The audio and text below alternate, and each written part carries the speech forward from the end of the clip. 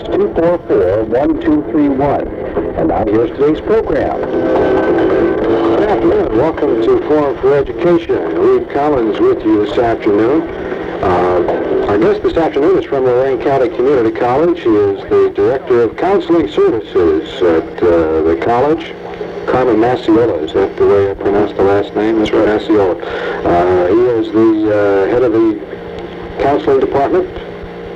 There's a staff of 6 counselors out there. Let me tell you a little bit about our guest. Mr. Massiola has attended the Gestalt Institute workshops and has training in human potential counseling. And I want to ask him about the Gestalt Institute and what they're all about. One of the counselors chosen to participate in community college counseling on a national level. How did you do? That was several years ago as part of a government program to explore student services at a national level, and there was 16 people chosen from around the country, and I was lucky enough to be one of them. And let's just talk about your training now. Gestalt Institute, what is that all? Well, these are just workshops that I attended to upgrade my counseling skills. I do have degrees in counseling. Is there such a thing as a degree in counseling? Oh, very much so, yes. Definitely a career field. Oh, yes. Okay. Do you have to relate, or do you have to make any changes? Do you, having come to Lorain County Community College in '69, was it, could you successfully counsel kids here? Did you have to, or students here, or did you have to adapt to the local environment or the local? Well, I was a counselor for me in high school before, and so I made the transition to community college. The biggest difference would be that at the college we counsel students from 18 to 80, and at the high school you're limited to teenage students. Mm-hmm. Now, as we were talking before the show, I was one of the rare students at community college myself who had gone through the college curriculum in like 4 years, taken the 2-year coursework in about 4.5 years, without ever having seen a counselor. Am I a rare person? I would think that you would be a rare person. We see all full-time students. Evidently you were going part-time. Right. And all full-time students see a counselor at least once a year. Why do they have to do that?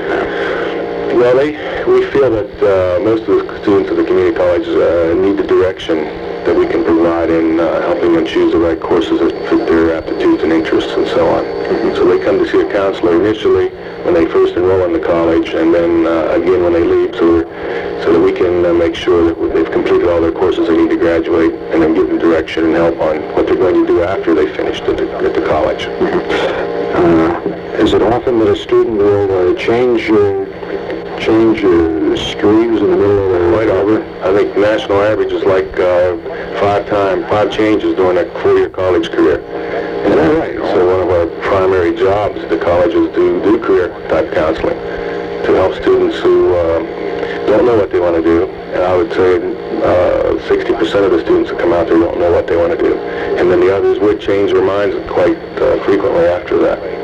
What would be some of the reasons you would give a student for not continuing in one line of study? Well, students pick curriculums a lot of times or career paths and not really knowing what that career is all about. You know, it sounded good to them, or they saw a policewoman on TV and they wanted to be a policewoman, or their father did it or an uncle does it, or they just read about it in a book. With a rash of lawyer-type things on TV, you know, students want to be lawyers.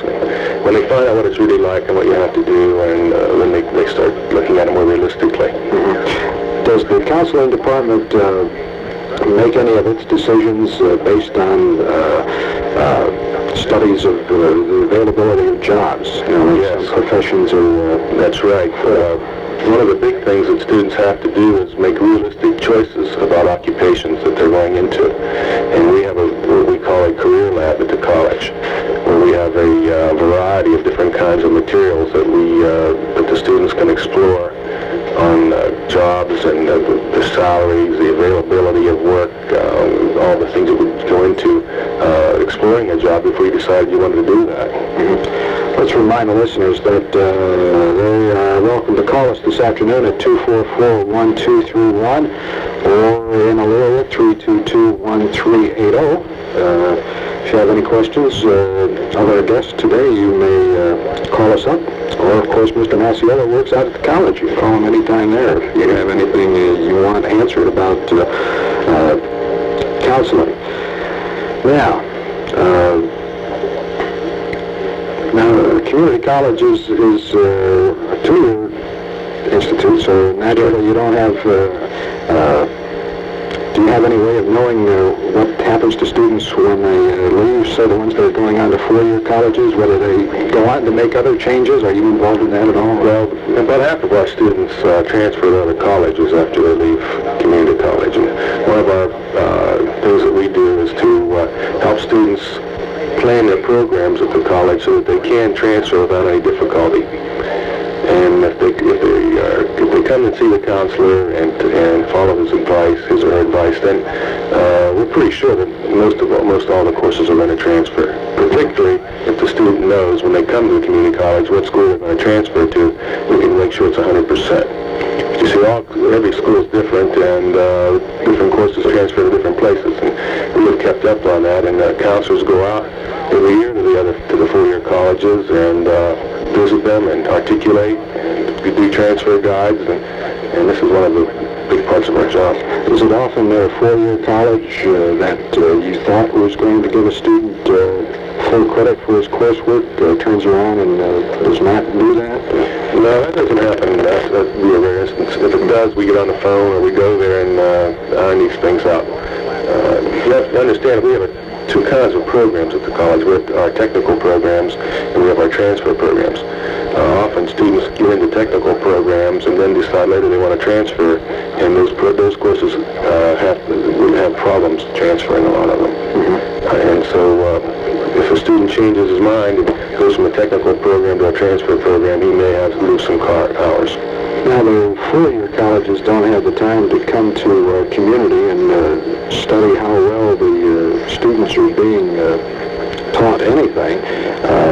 What do they base their decisions on as far as giving a transfer? Well, community college has a very good reputation with four-year institutions. Our students, when they transfer, do very well, and our students are sought after. We have college coming to the college all the time, soliciting our students. In fact, I think, for example, Ohio University will be there tomorrow. We're actively recruiting our transfer students. In the fall, we have a university day where we invite all the colleges in Ohio to come, and they all come and interview our students, and there's a competition to get them. Is there a percentage of students that your staff tells to forget about it? Never say that. Get out of college? No, you would never say that. Nobody knows that for sure. Community college is an open-door institution. We take anybody that wants to come there, and there's no way you can tell for sure whether a student's going to succeed. There's too many factors involved. What if the student isn't succeeding? What if he's going down the tubes? Well, there's a number of things we can do for him. We have a very good developmental education program that teaches the fundamentals of reading and writing and math, and they offer free tutoring. We offer them counseling to pick goals that are realistic with their abilities and their interests.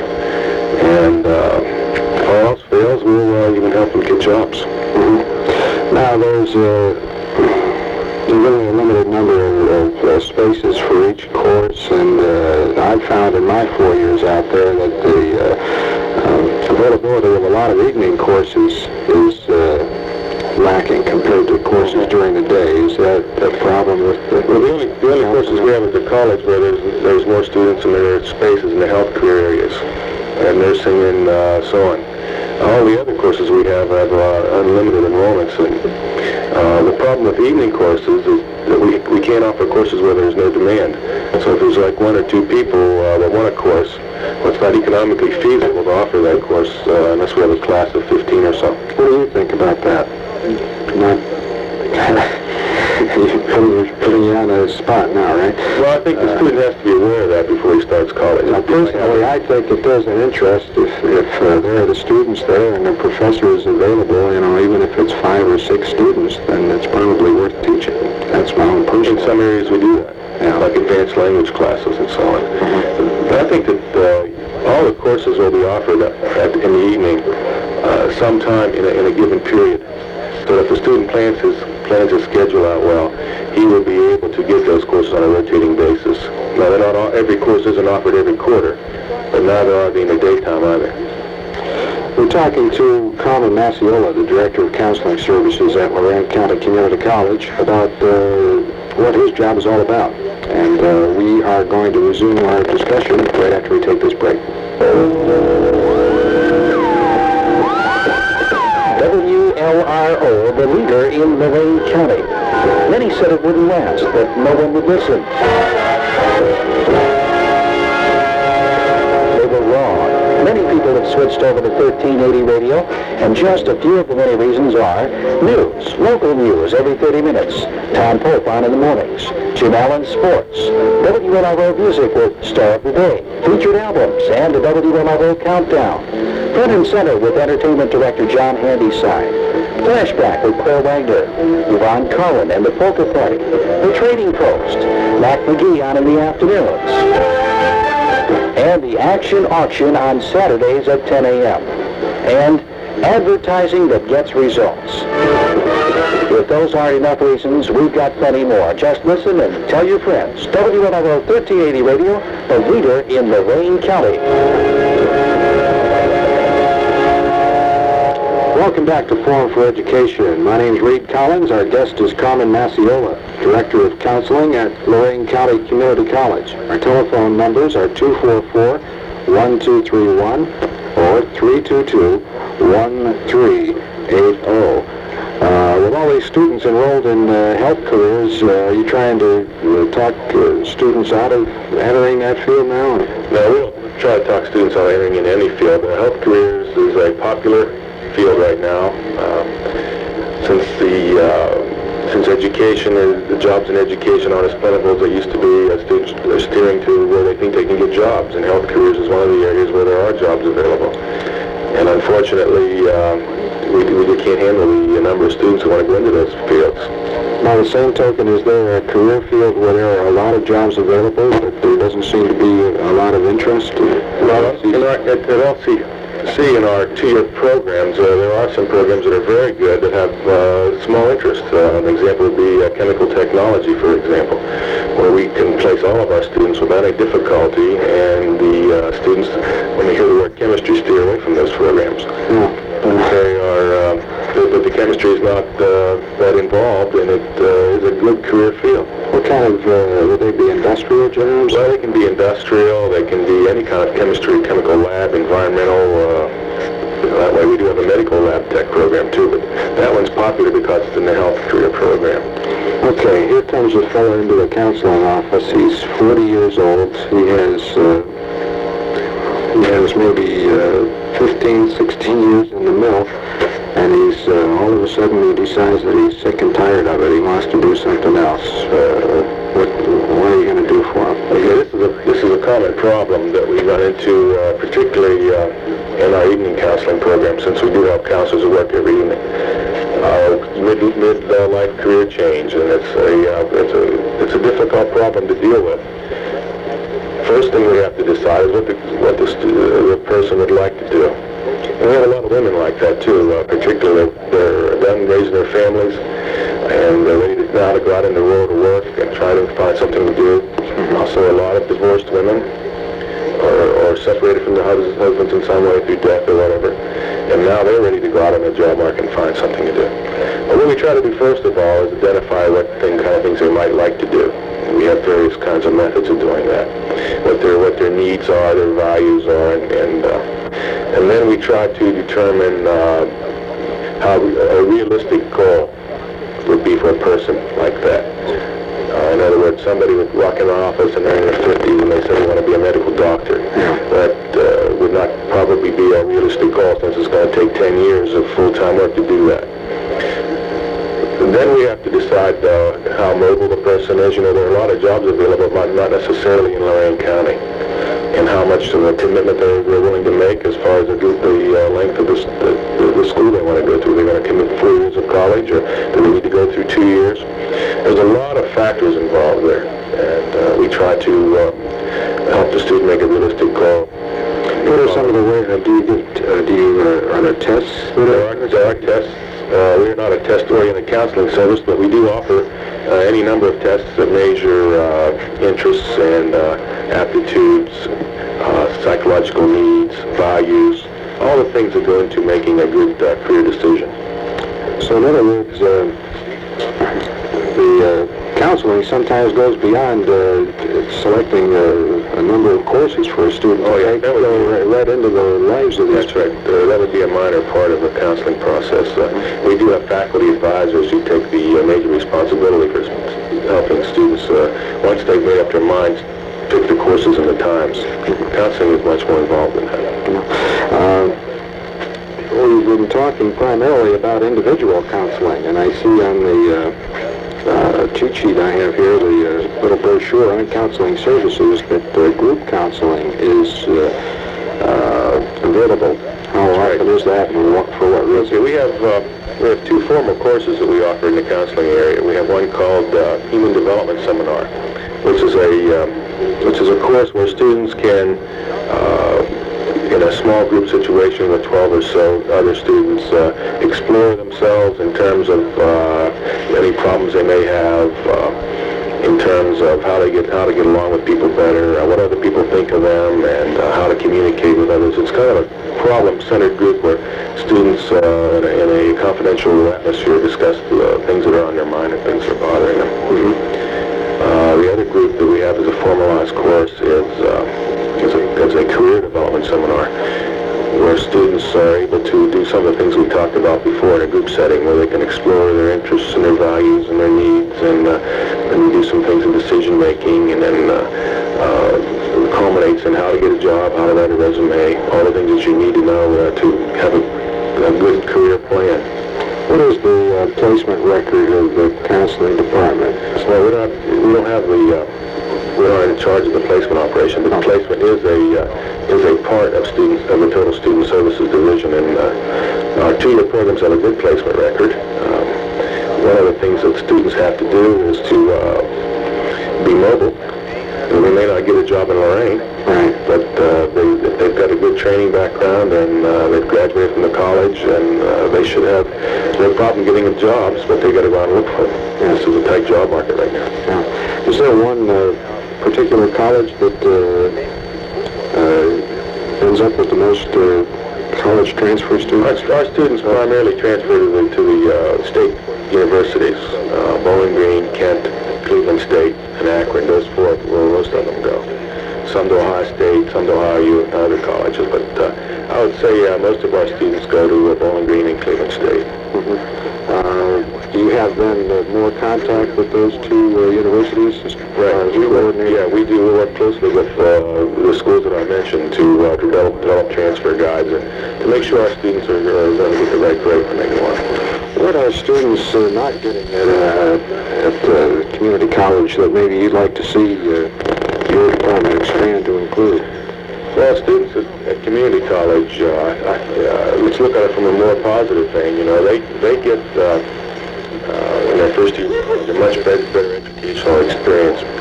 Our classes are small. The teachers are professional teachers, not graduate assistants, and they get a lot more individual attention. They would not get the kind of counseling services that we give them at a four-year college. They don't get the personalized attention. So in those terms, they're better off going to community college, aside from the fact that it's much cheaper. What they don't get is the experience of being away from home, being on their own, interacting with other people from a wide variety of areas. Do you think there should be more of a social atmosphere to the community college? Maybe it's too business-like? Well, no, I don't think so. We do have an activities area in student services and plans programs, student governments, clubs, and whatever. But students, live in the community. They still have all their community outlets that they had before for their social activities. And upwards of 85% of our students work. So once they go away, they take their classes and then they go to work. So they don't really have a lot of time for those kinds of things. You probably, in the course of 7 or 8 years, talk to a lot of students who perhaps are having troubles with the same professors.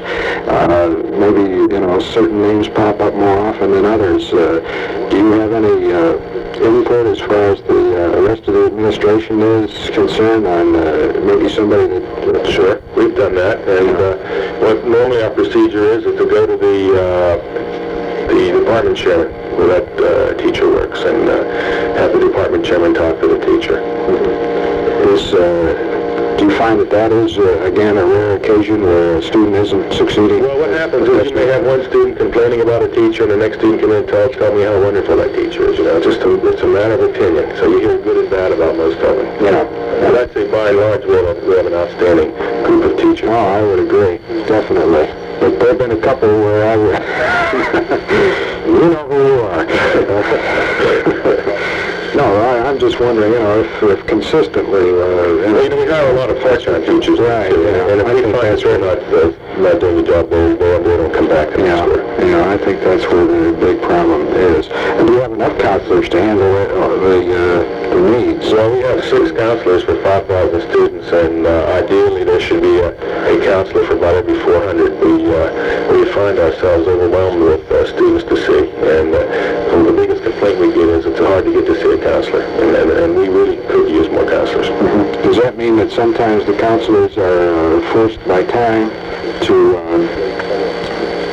maybe look at a student's schedule and make some quick judgments on fitting somebody into a course? Well, we try to turn as much time as we can with each counselor, and we try not to rush anybody. But you see, the supply and demand, it's tough to keep up that pace all the time.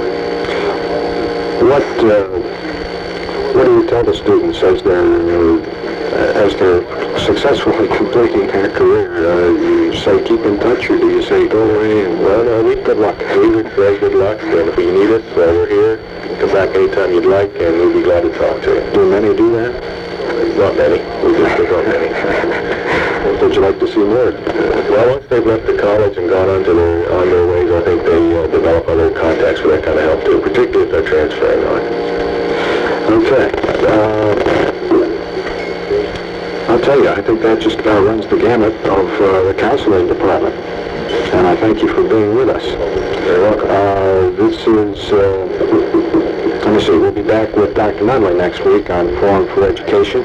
And Thursday we'll be talking about Heart Month on Lorraine Newsbeat. So listen in for that. Until then, this is Reed Collins saying have a good afternoon.